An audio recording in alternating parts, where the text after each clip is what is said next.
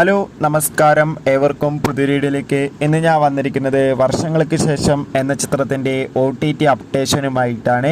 വീഡിയോയിലേക്ക് മുൻപ് video like ചെയ്യുക, ചാനൽ സബ്സ്ക്രൈബ് ചെയ്യാൻ വേണ്ടി ശ്രമിക്കുക.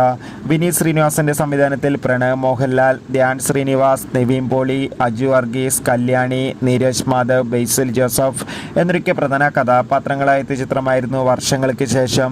ചിത്രത്തിന് ഒരു മികച്ച അഭിപ്രായം തന്നെ സ്വന്തമാക്കാൻ വേണ്ടി സാധിച്ചിട്ടുണ്ടായിരുന്നു. അതുകൊണ്ട് തന്നെ എല്ലാ സിനിമാ പ്രേമികളും ഒരേപോലെയായിരുന്നു ചിത്രത്തിൻ്റെ OTT റിലീസിനായി കാത്തിരുന്നത്.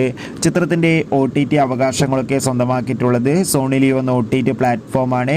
അങ്ങനെ കാത്തിരിപ്പിനോടിൽ വർഷങ്ങൾക്ക് ശേഷം എന്ന ചിത്രം എന്നായിരിക്കും OTT റിലീസ് ചെയ്യുക എന്ന് കൺഫേം ആക്കിയിട്ടുണ്ട്.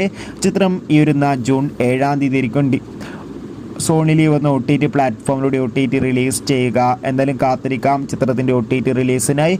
ചിത്രം കണ്ടവരുടെ അഭിപ്രായം കമൻറ്റ് ചെയ്യാൻ വേണ്ടി ശ്രമിക്കുക. ബൈ.